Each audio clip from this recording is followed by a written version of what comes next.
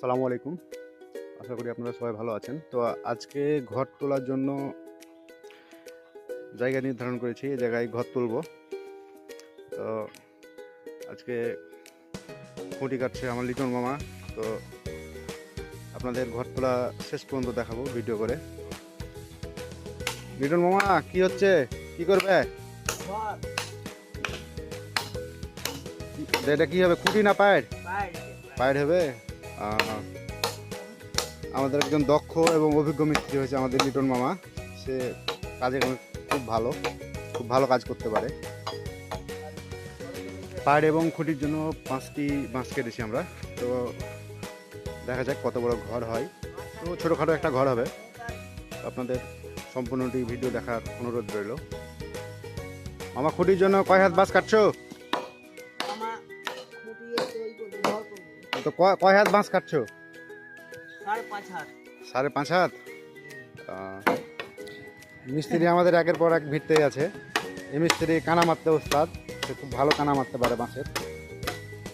কানা মারা সবার দ্বারা হয় না।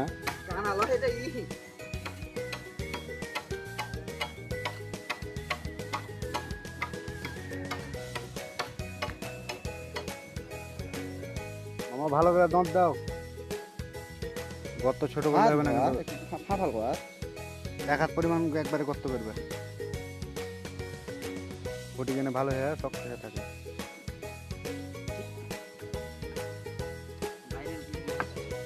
দাও ভালো করে দাও, শক্ত করে একবারে খুঁটি দাও।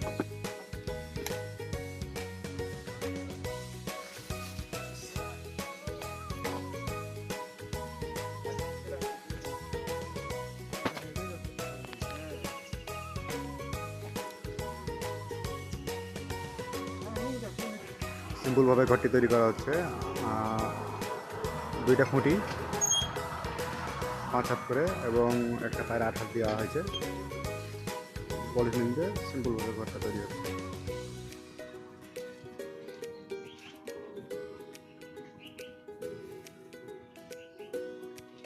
লিটন মামা কাজ তো কাছে গেল, তোমার বিছানা লেছো।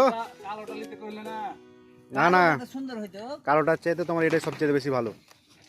কালোটাতে রোদের তাপ বেশি লাগে।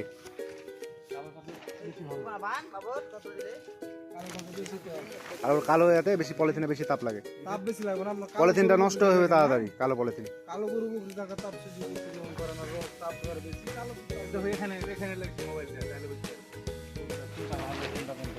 কালো পলিথিন অতিরিক্ত গরম, যে কালো পলিথিনে তাপ প্রচুর। এই দড়ি এটাতে পলিথিনে খুব সুন্দর লাগে থাকতে। ঘরটা কেমন লাগছে কাকা? খুবই সুন্দর এই যে কাকা। এখানে পিকনিকের ব্যবস্থা করতে হবে। ব্যবস্থা 1 তারিখ। 1 তারিখ? 1 তারিখ বেতন পাবেন নাকি তাহলে? 1 তারিখ একটা প্রোগ্রাম আছে। যাক আলহামদুলিল্লাহ। বাবুর কাকা পিকনিক দিবে রে রনি, বাবুর কাকা পিকনিক দিবে।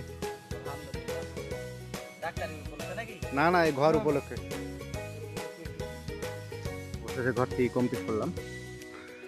তো তারপরে এখানে চকি সেট করব। তো ভালোভাবে আরও সুন্দরভাবে ঘরটা সাজাবো। তারপর তখন আপনাদের আবার ভিডিও দেবো। ভালো থাকেন, সুস্থ থাকেন।